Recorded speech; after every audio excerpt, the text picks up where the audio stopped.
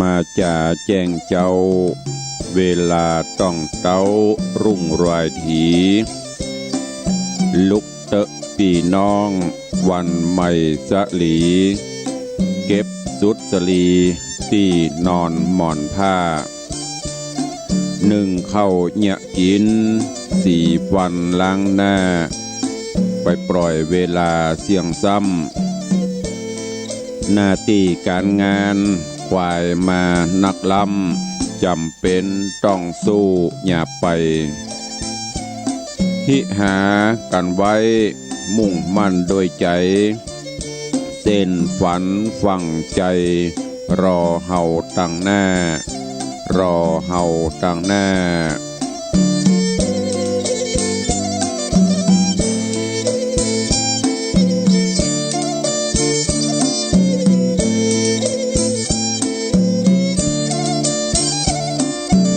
ก็ขอยกมือ10 นิ้ว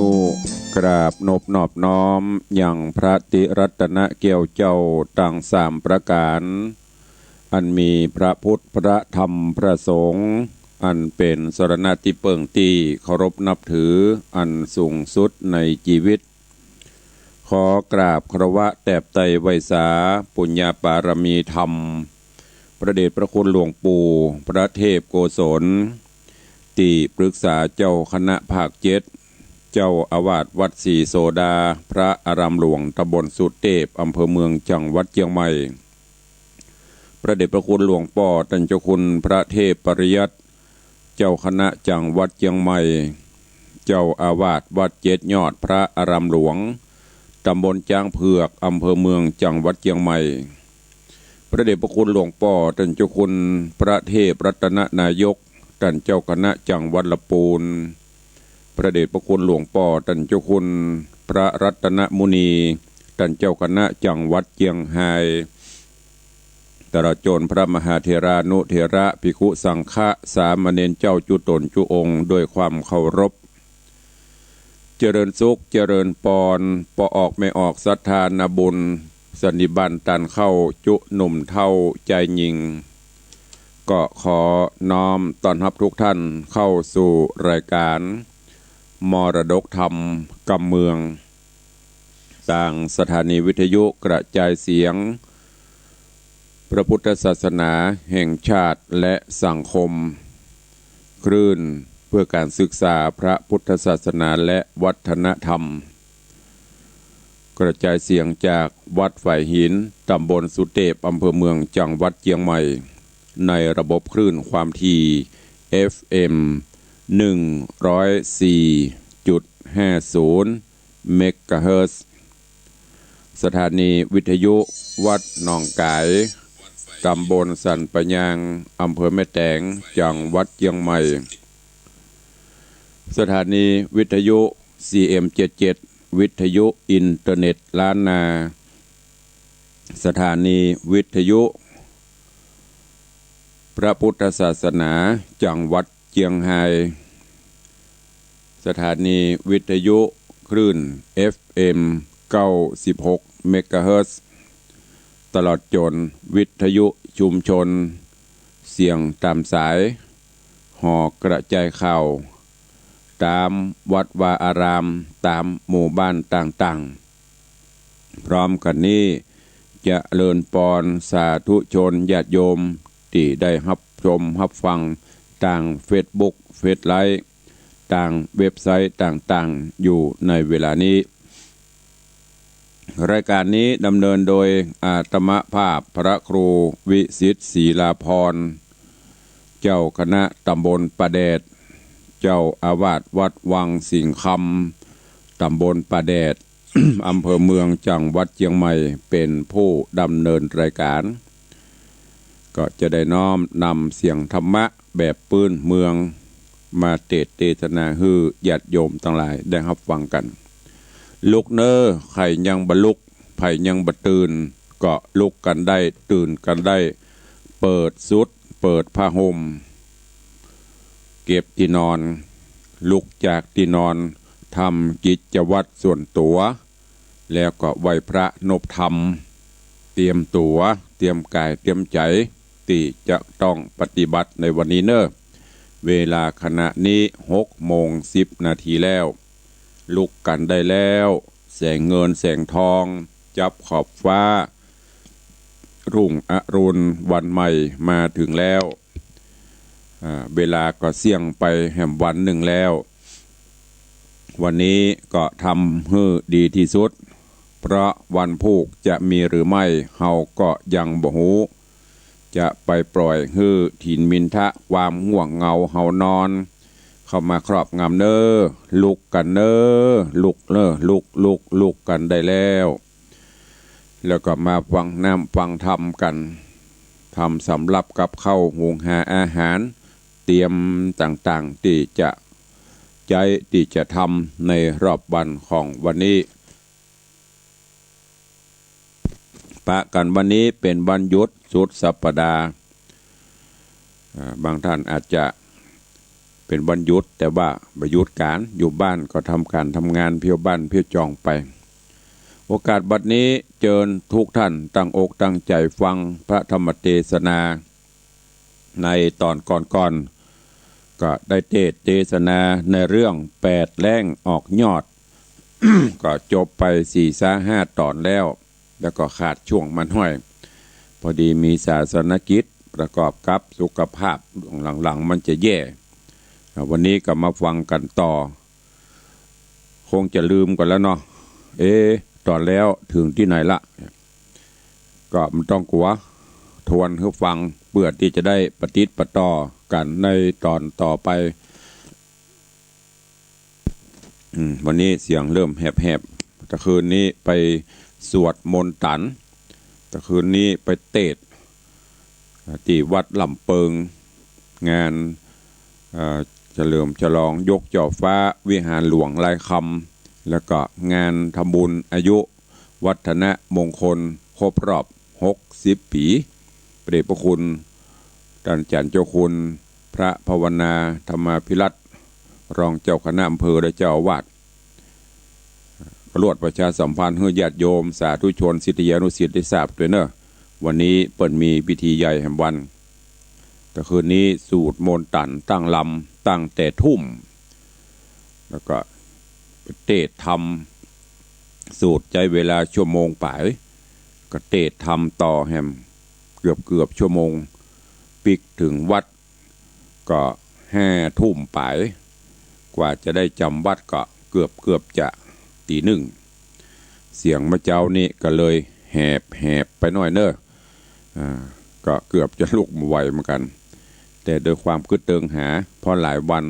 ไม่ได้เทศในเรื่องราวของ8แล้งออกยอดในตอนที่แล้วมาถึงที่โชติละเสียถีกับอโนจาหลังจากที่ได้สำนึกได้นึกคิดหวนว่าจากที่เคยเป็นเสียถีแล้วก็มากลับกลายเป็นยาจกเพราะหยังก็เพราะบ่ได้เอาศีลเอาธรรมเป็นสรณะที่เปิ่งที่ปฏิบัติ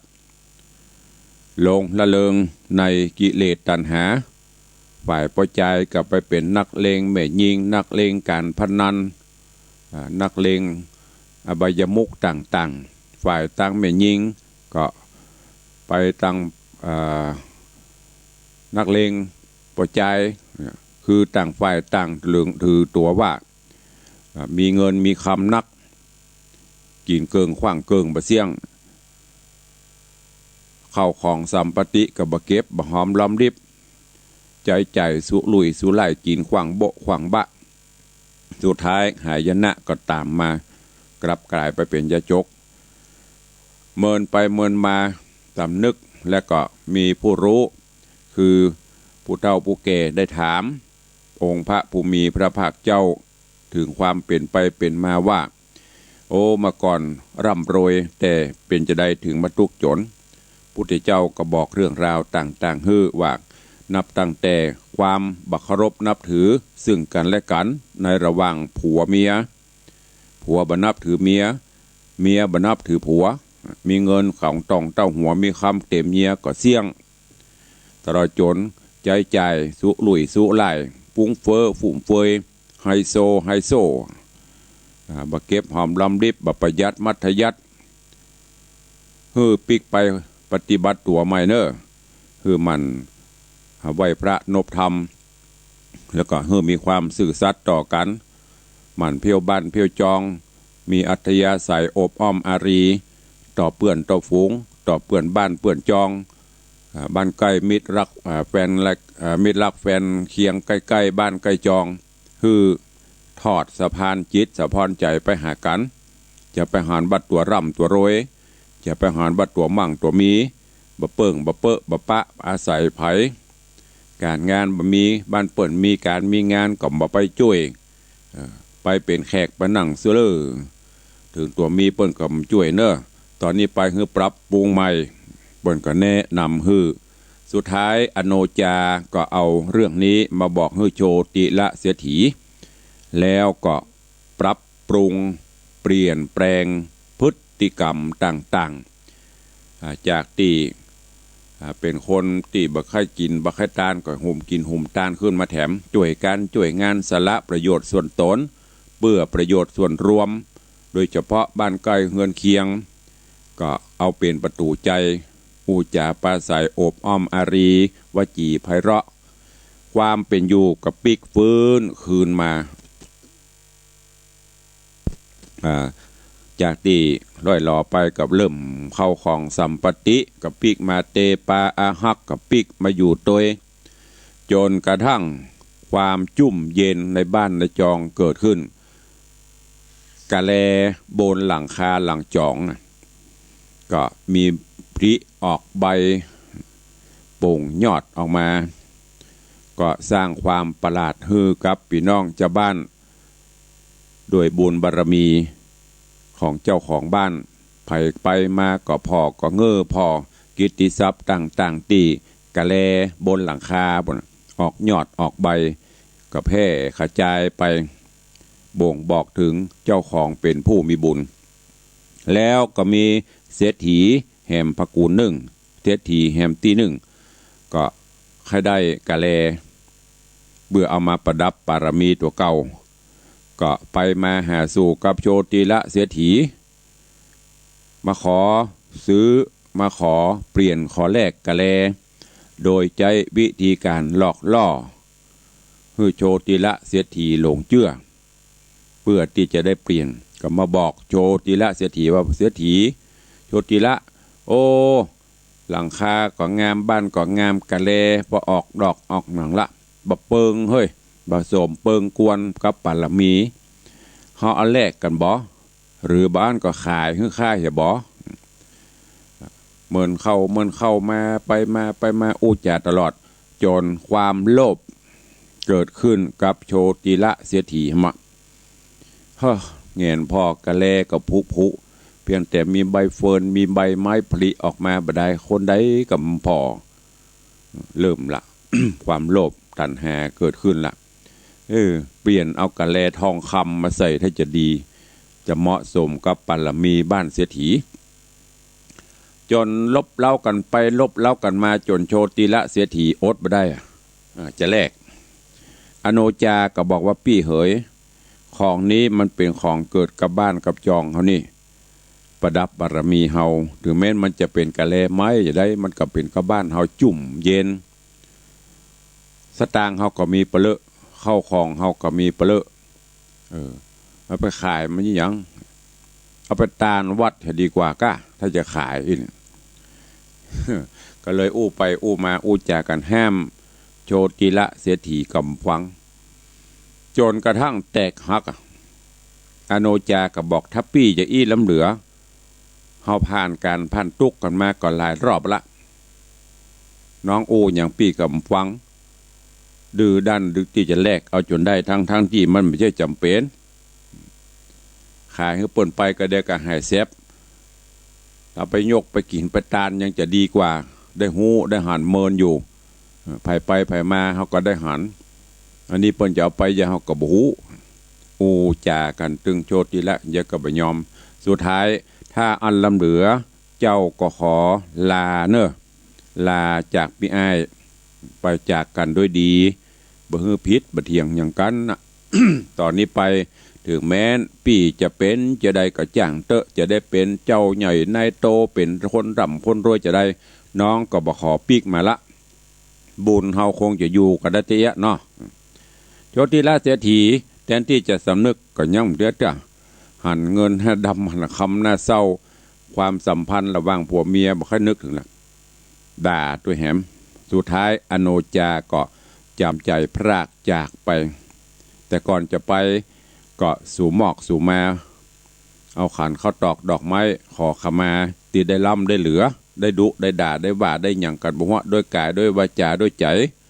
ก็ขอล่ำขอลาจากกันไปด้วยดีและก็ขออวยพรให้พี่อยู่ดีมีสุขจากนั้นก็ลาละจากไปเรื่องราวในตอนที่แล้วมาถึงที่นี่วันนี้จะเป็นจะได้โชติละเสียทีจะต้องผจญอย่างแหมความเป็นอยู่ของครอบครัวนี้จะเป็นจะได้เจิญญาติโยมสาธุชนทั้งหลายได้ติดตามรับฟังพระธรรมเทศนาเรื่อง8แรงออกยอดในตอนต่อไปณโอกาสบัดนี้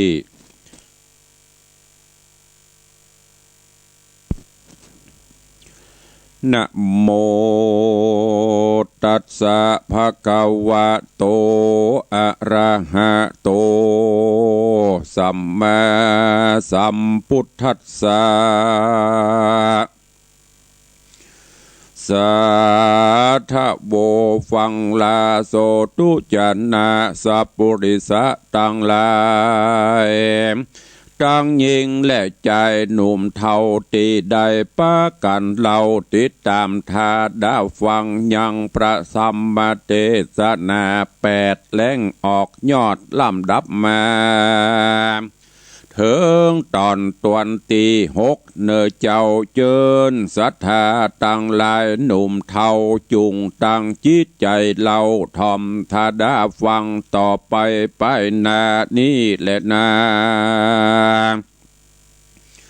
ส่วนโจติละเศรษฐีกันเมียนีพระคังมันบ่ออังอะไรย้อนมีใจแฝงไฟกะแลใหม่คำแดงโมหะแหงหลังโลซ้ำจื่นสู่เจยบานวาดนางใจหันบาปกลาได้พรากนาลาหนีเข้าของมี เหลือแล่กูก็แผ่ปะกูบ่แผ่ปันไผ่เงินคำใส่มากเต้ากูเป็นเจ้าคนเดียวมันก็เร็วรีบหาวห้องบอกกล่าวคนน้อยคือเร็วไวขึ้นสู่หลังคาที่อยู่กาแลอันพันแผลติดงอกยกถอดออกโลองมคือตาสามวนมากห้ามออกจากเหือนตนรีบเตียวหนไปสู่ยังเหือนปู่เสียทีไข่กำดีบอกแจงแลก8แรงเป็นคำแล้วรีบนำมาใส่ที่เหือนหลังใหญ่หลังขวางหมอกกำกลางและหมอกกำกลางแลพอว่างามแต่หนอเฮือนกูพอเล็งพอดูใจจะแม่นหอเจ้าฟ้าดีลีโชติละเศรษฐีใบบอดบอกเกิดหอดตังวายโลภะหลายทั้งตองบ่แจงส่องหันใสเต้ากึดใจจะใจว่ากูโจกใหญ่นำหนาก็มีหันเดนา สาปณะอโนจาส่วนนางอโนจาแม่ห้างหนีพระคังเหือนตัวย้อนว่าผัวบาปใบโลภะใหญ่บังอามบ่เอากรรมกล่าวห้ามซ้ำโจมซ้ำจำนี้นางบุญมีหน่อยนาดก้อยย่างบาดเตียวไปจักไปในบ่ปองบ่หูจ้องต่างเตียว เต้าคนเดียวเตี้ยวกว่าเอาไปนาเป็นไม้บ่มีสายป้อแม่เต่าล้อแต่นางยิงหาที่ปิงบอดใดนางกืดควายบ่ไปมาว่ากรรมสั่งจะมาหอดเหอทำมอดมองขีทวนส่องตีลืมเล่าปางเมื่อเก่าเดิมอ่อนก็อาวรกันอยากตุกลำบากนำแน่บุญมาช่วยกำมีเข้าน้ำถมท้องซ้ำปะสับปะของเครื่องใจเงินบาทไตคำแดงเกี่ยวและแสงก้ามากมีหลายอันกำมาตันตอบตาหือเพื่อนดาจำหนีได้เครื่องขี่หมัดไม่ตุกยากไรเลโลนทวนสองโหนสองปอกกึดบ่ออกตั้งใดพิจารณาไปทวนทีบ่มีที่จีรังอานิจจังบ่เตียงหูควมเอียงไปมาอโนจานอดเนาก้อยไตเต้าตามตางเกิดเถิงปังล่วงแล้วเกยได้แอวขอตานซ้ำมาปานแถมเหล่าฮอดที่เก่าเกยหันกันภายพันหิวหอดก็ยังจอดเป็นตีแล้วรีบหนีบ่จ้าเอาตั้งหน้าเป็นไปกันตาวันใส่ต่ำกลอยหมูนกน้อยหาก่อนก็ขอนอนยังจอดกับป้าปู่ยิงใจ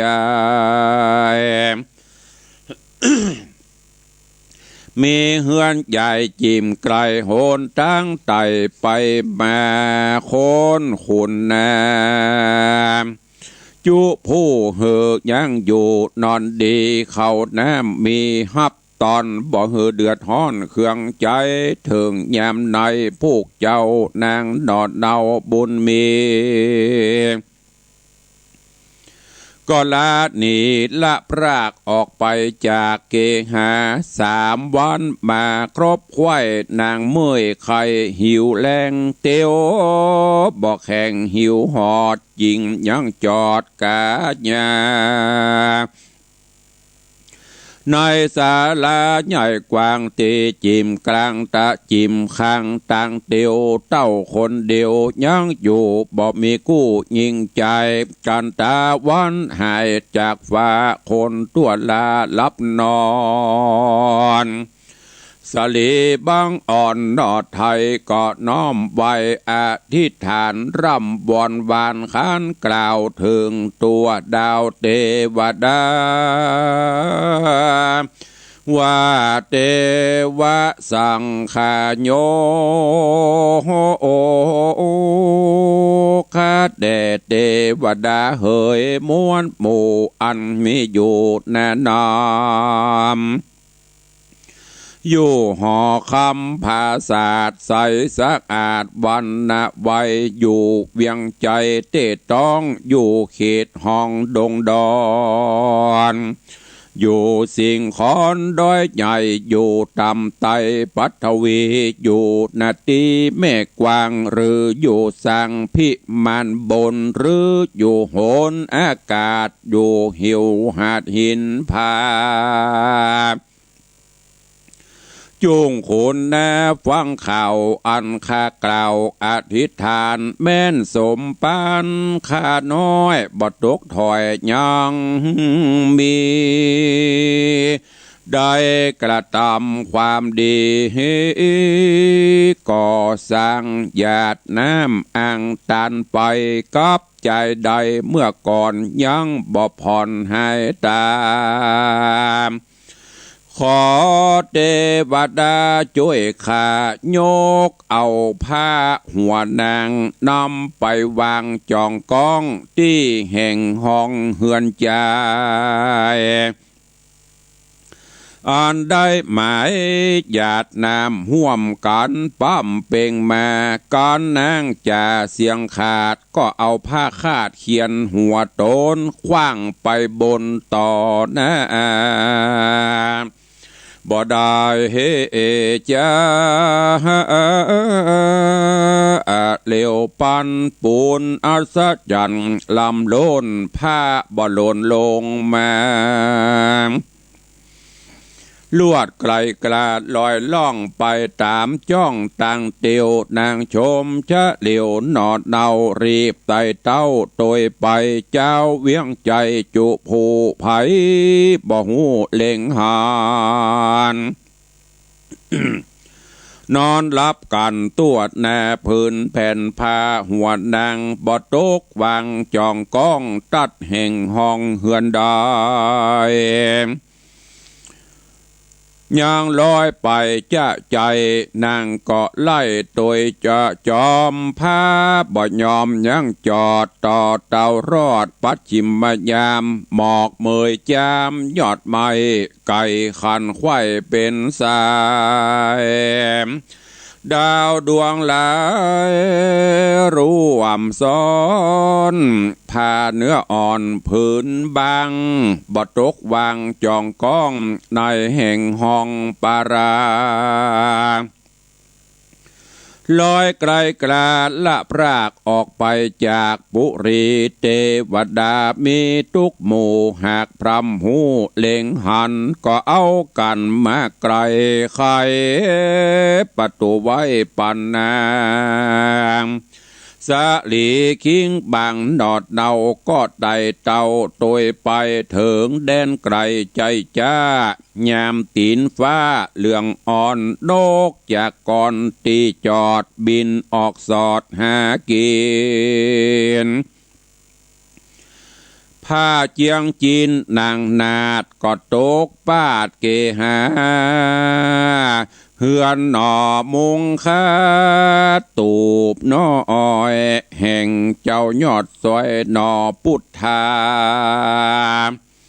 เป็นเค้กหาดหลังเก่าแห่งญาเท่าตกผ่านดังใครการบอกเล่าไว้แต่เก้าเดิมมาก็มิงหันและนาก่อนสัตตาพอคอยหันตูบน้อยจูดินนางตานินดอดเนาก็คืดเล่าไปมาว่าสันใดจะแผ่นผ้าลอยต่อหน้านำตางบ่อตกวางจองก้องในเขตห้องปุรีเฮือนเศรษฐีป้อกามีมากนาลายตาสันได้จากรอยกลาดบ่อตกปาดเฮือนได้ป้อยนี่ไกลเมืองใหญ่มาตกใส่เกหาเฮือนมุงคาตูบใจแก่นพังให้ดิเลเฮาเครื่องขี่หยักไล่ป้อยปะใส่โคนผานแม่นยักมันกับเหตุมาอยู่เขตเดียวกันกำสังตันคืนครอบสะนองจะย่องตอบกูนางนิจาหรือเทวดาส่งยูเฮอได้กู้เตรียมคิงการคะเน่งดังนี้แล้วนางนอกแก้วอโนจาก็เข้าไปหาที่ไกลเล็งเรียบไข่ลายโหนพอดเบบนยือซองพอตามจ้องฝ่าสารหันใจผ่านกำพระนอนห่มผ้าไปน้อยพื้นครัวบายปูดขาดบ่มีสาดลองนอนมือแขนก็มาตั้งหมอนโคตรคู่พงลับอยู่สันดีนางสมสะดีเล็งสองปากก็ห้องจะคายว่าลูกเตอสายจะหายปีจะเอาข้าน้องเนามาหา แสงสุริยาปอรุ่งรัศมีปุ้งเรื่องไรเป็นสันใดลืมตื่นรับบ่ชื่นใจคอโลกเตอหนอปีไทยน้องมาอยู่ไกลเมินนานเหตุสมปานข้าน้องหากจากจ้องนำมาสันได้จะพี่เจ้าบอดตานเล่าไข่กำขอองค์คำขิ้นขาลูกอย่าจ้าบัดเดียวแดดเตอนาเมื่อนอนตุกตะผ่านดอกแก้วสะดุ้งตื่นแล้วเร็วไวโคตรตัวไหลเล็งพอหันยังดอยิงใจ รูปคิงงามลำมอกยืนอยู่นอกหิมฟ้ายินสังกาบอดน้อยจริงกล่าวถอยกำไปว่าเป็นคนใดต่างดามาห้องเรียกข้าคนผ่านหรือมีการจักใจช่วยแบกไม้และหลัวช่วยหาครัวต่ำข้าเอาจริงไต่เต้ามาหาขอไข่จ๋าบอกกล่าวฮือหูข่าวตามมีข้ายินดีช่วยใจบอกเว้นไว้การได้สะลีนงใบยอดซอยงามชื่นจ้อยอโนจาก็ใครจะบอกเราตั้งแต่เก้าถึงปลายโดยปาลิใหญ่ทวนทีบ่มีที่สงสัยก็ปิงหันและนามือ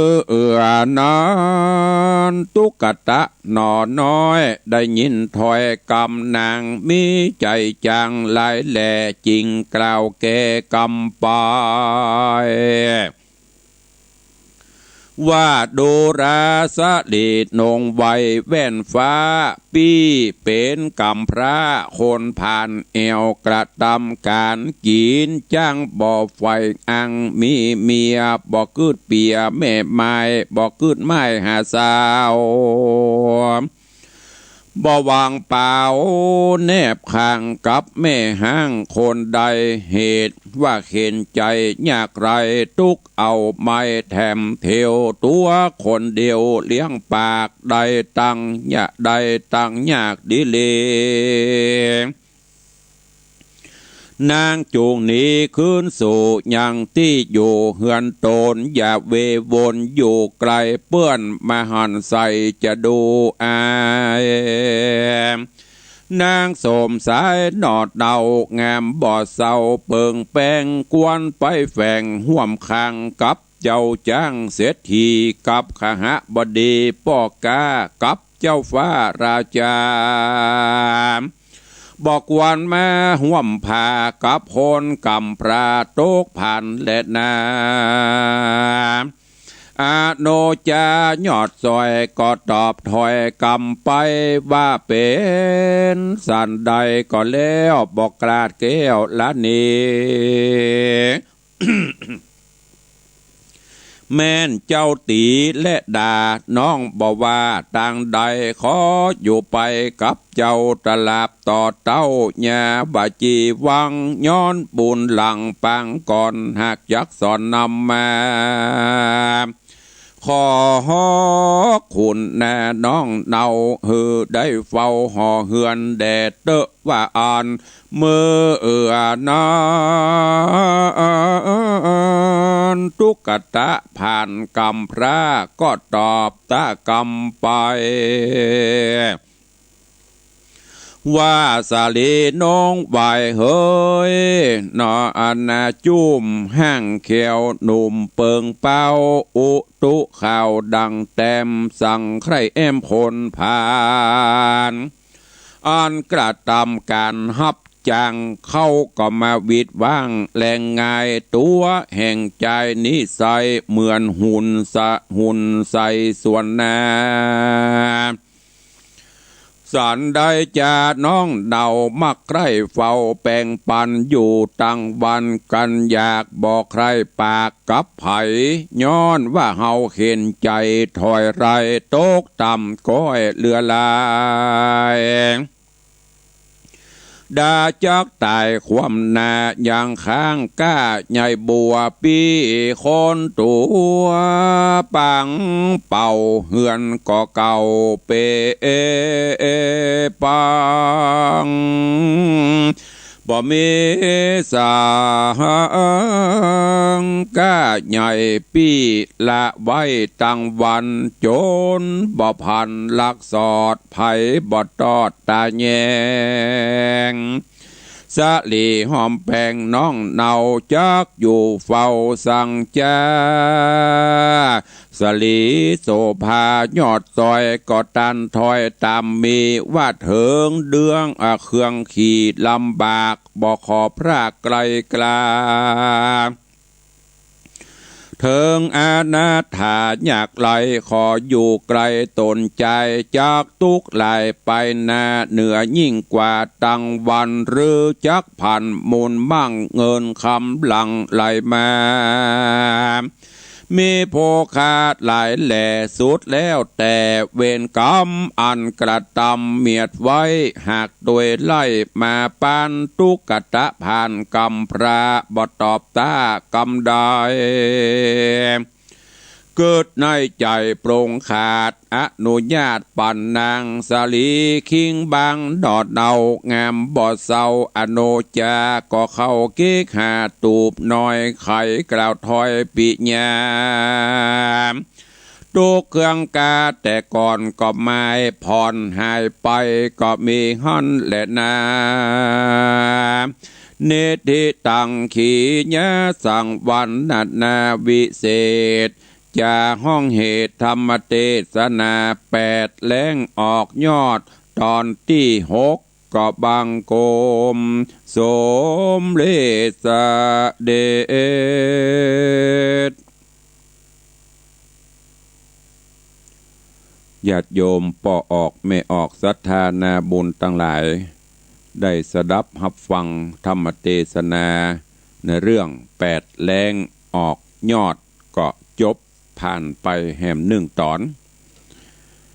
ก็เนื้อหา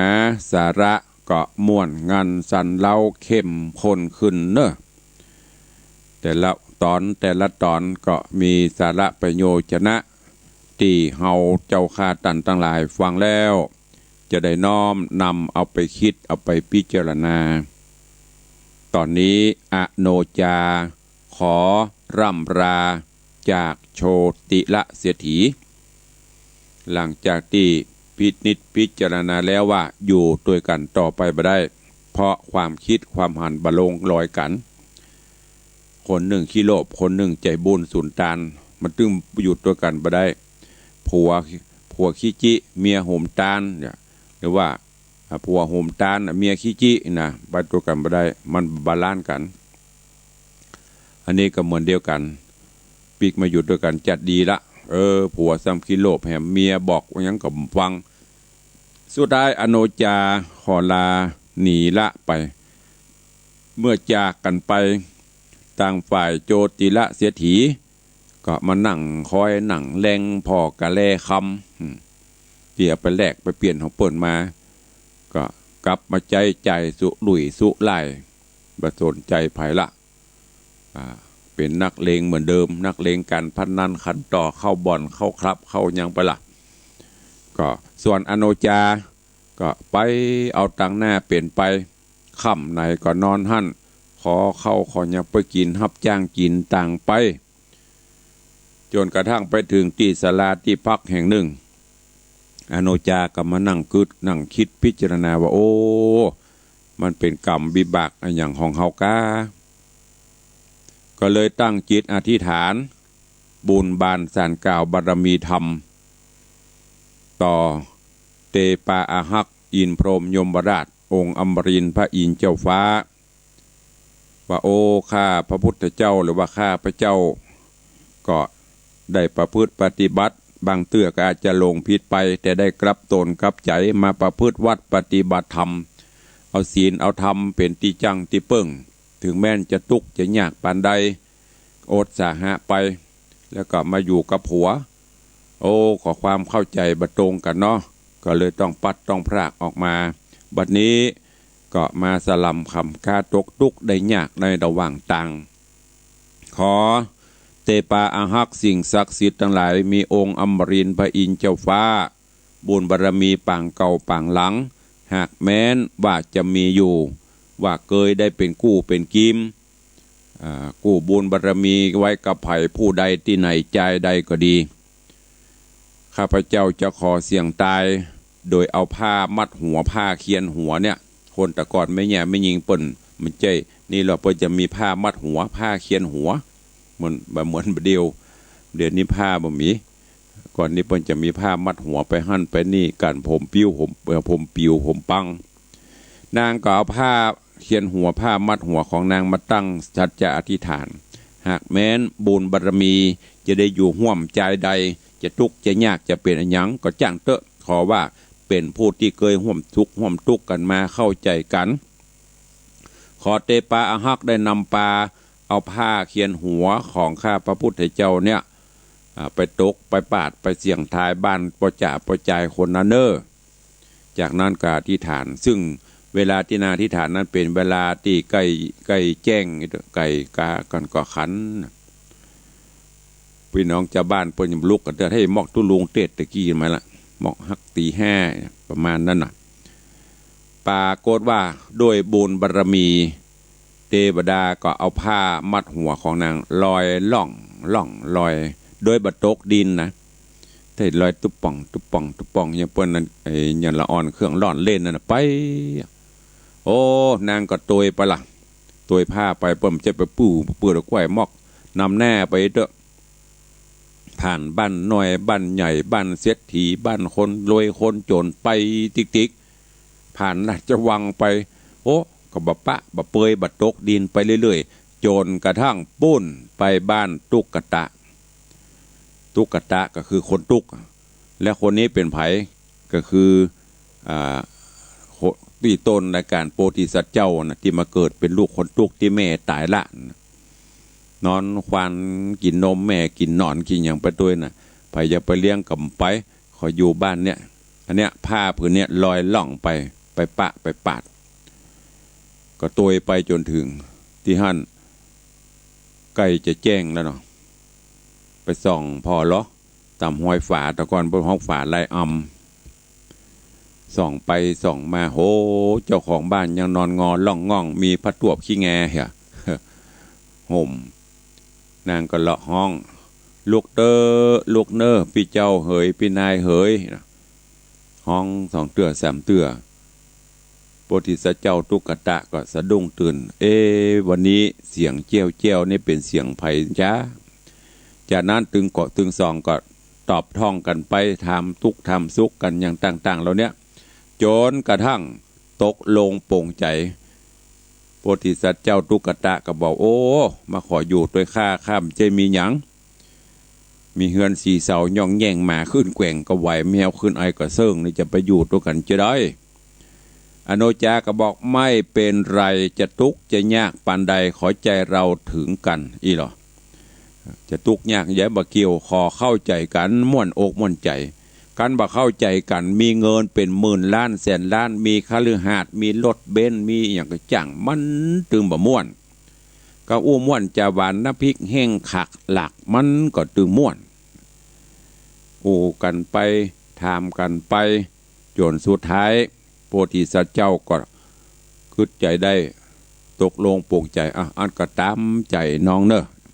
ตอนนี้ตกลงอยู่ด้วยกันละแล้วก็จะเป็นจะได้ต่อไปจะร่ำจะรวยจะมั่งจะมีก็ว่าจะทุกข์จะยากตัวเก่ากว่าเก่าก็ก้อยติดตามฮับวังไปวันนี้ขอโป่งวางไว้แต่เพียงเต่าอีเนอร์8 แรงออกยอดจบปริบุญนางไปแถม1 ตอนหมวนคนใดเมางีบหลับโอ้โหไปถึงไหนละอโนจาไปที่ไหนละยังมิ่งหลับลุกตื่นทำจะจบแล้วแฮม5-6 นาทีจะหมดเวลาจะ7 โมงแล้ว ลุกได้แล้ว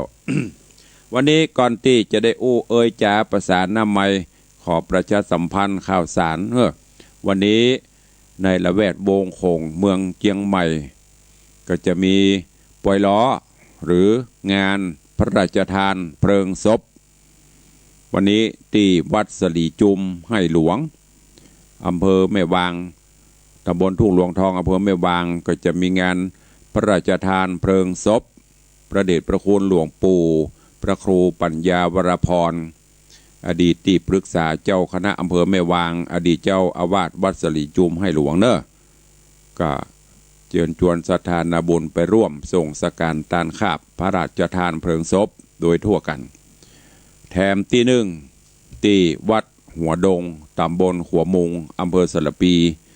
ก็งานพระราชทานเพลิงศพหลวงพ่อท่านพระครูวิสุทธิประภากรอดีตเจ้าคณะตำบลหัวมุงอดีตเจ้าวาดวัดหัวดงก็จะได้มีพิธีพระราชทานเพลิงศพเช่นเดียวกันในวันนี้ที่บำเพ็ญกุศลอยู่ก็มีวัดบวกก้างอันนี้เต้าตีตัวหลวงหูแล้วก็หลายๆที่หลายวัดช่วงนี้เป็นช่วงของเทศกาลปล่อยล้อในอำเภอเมืองเขานี่ก็ยังค้างหลายขอนอยู่วันที่31มกราก็ที่วัดสันปะคอยหลวงปู่พระครูสุวัตบรคุณหรือหลวงปู่ครูบาทองคำครูบาคำอดีตที่ปรึกษาเจ้าคณะตำบลวัดเกตเจ้าวัดวัดสันปะคอยก็วันที่31มกราก็ประชาสัมพันธ์จวนและที่วัดร่ำเปิงตะโปธารามตำบลสุเทพอำเภอเมืองเชียงใหม่วันนี้ดังที่ตุลุงประกาศไปแต่ต้นก็จะมีงานสืบโหราชตางานยกจอบฟ้าวิหารหลวงลายคำแล้วก็ทำบุญอายุวัฒนมงคลครบรอบ60 ปีหลวงพ่อท่านเจ้าคุณพระภาวนาธรรมาภิรัตน์รองเจ้าคณะอำเภอเมืองเชียงใหม่เจ้าวาดวัดร่ำเปิงตัวศิษย์เอกของหลวงปู่ทองหรือว่าหลวงปู่พระพรหมมงคลวิหารเปิ้นก็งามศาลารายเปิ้นก็งามไม้สักทองลายคำไปพอวิจิตรพิสดารสวยงามแต่คืนกราบเรียนถามพระเดชพระคุณว่ากล้าใจเสี่ยงไปตะใดหลวงพ่อเปิ้นว่าโอ้ตะใด79 ล้านไม่ใช่79 บาทนะ79 ล้านโอ้จะได้ลำเดือกก็ไปพอไปกราบไปไหว้สาสักการะที่วัดร่ำเปิงตะโปธารามเข้ามาสู่ของวัดวังสิงคำขออนุโมทนาบุญขอบคุณกับญาติโยมทั้งหลายที่ได้ร่วมโมทนาบุญปิดคำพระเจ้าตันใจปิดคำอนุสาวรีย์รูปเหมือนหลวงปู่ครูบาสินธรรมศรีวิจัยศิริวิจโยปิดคำรูปเหมือนหลวงพ่อสดสมเด็จพุทธาจารย์โตและหลวงปู่ทวดในโครงการนี้ก็ได้รับเมตตาจากคุณโยมธนวัฒน์โยมทัศพิชาสุสิงคำเป็นเจ้าภาพเจ้าศรัทธาเก้าจำนวนปัจจัยทั้งสิ้น100,000 บาทถ้วนแล้วก็มีญาติโยมร่วมโมทนาบุญซึ่ง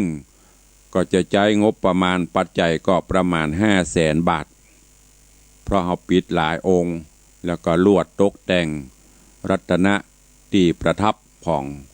สารูปเจ้าหลวงพ่อตันใจตัวเองก็เชิญชวนท่านผู้ใดจะร่วมเป็นเจ้าภาพเต้าอายุกาแผ่น2 แผ่นกาก็ได้แผ่นละ10 บาทแผ่นละ9 บาทตีว่าซีมนั่นขี้ค้านทอนบาทเดียวแต่ตำเตี้ยก็เปิ้นเป็นมังกละเอาเป็นมังกละก็สุดแล้วแต่เจอใครจะห่วมบุญกุศลตอนนี้ยังไม่ได้ปีเตื้อรอแรงน้ำจิตน้ำใจและก็รอต่างช่างต่างศาลาเพิ่นจะเข้ามาพร้อมวันใดก็ยังบ่ฮู้ก็เปิดโอกาสให้ญาติโยมได้มีส่วนร่วมบิดคำพระเจ้าอานิสงส์เขาจะได้มีกาญะตนตัวอันสวยสดงดงามผิวพรรณวรรณะเปล่งปลั่งมดใสเตจะฤทธีเกิดขึ้น เราโจรสุขภาพร่างกายเราจะได้สุขสบายเจ็บก็เจ็บไข้ได้เจ็บไข้ก็จะหายมาลายไปโรคภัยไข้เจ็บก็จะเสี่ยงจะมีผิวพรรณวรรณะประดุจจะดั่งทองเรืองรองอลามอย่างเอาไปไหว้ภาษาเนอเจิญเตยเอาละเหลือเวลาแถม4 นาทีก็จะได้เปิดหน้าไมค์ฮือกับสาธุชนญาติโยมเจ้าข้าทั้งหลายได้ร่วมบุญกุศลหรือตักตายกันหน้าไมค์ตามปกติ0817836540เจริญปอนเจิญเข้ามาได้เนอะ